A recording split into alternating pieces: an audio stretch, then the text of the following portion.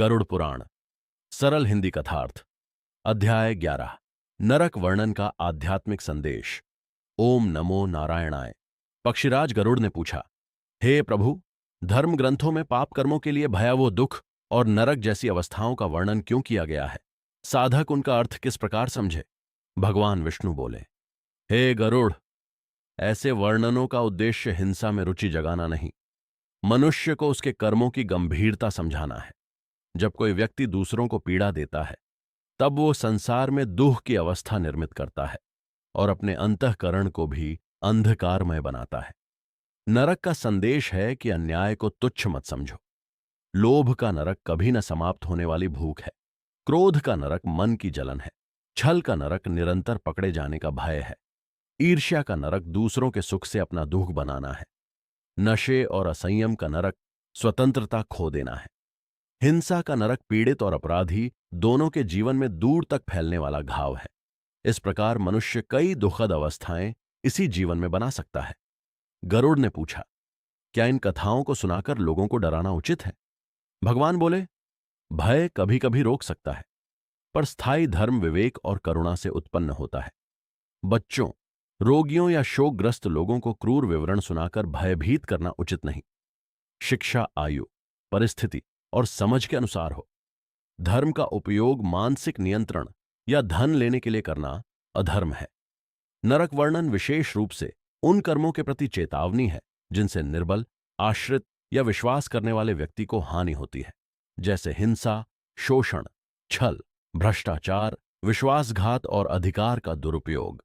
जिस व्यक्ति के पास अधिक शक्ति है, उसका उत्तरदायित्व भी अधिक है। इन वर्णनों का दूसरा पक्ष सुधार है। यदि मनुष्य अपनी गलती पहचान ले, पीड़ित की यथासंभव भरपाई करे, हानिकारक व्यवहार छोड़े और धर्मपूर्ण जीवन अपनाए, तो वह अंधकार से प्रकाश की ओर चल सकता है।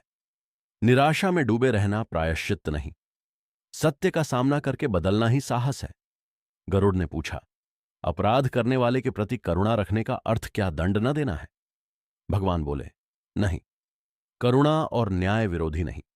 समाज को पीड़ित की रक्षा, प्रमाण पर आधारित निष्पक्ष प्रक्रिया और आवश्यक दंड की व्यवस्था करनी चाहिए।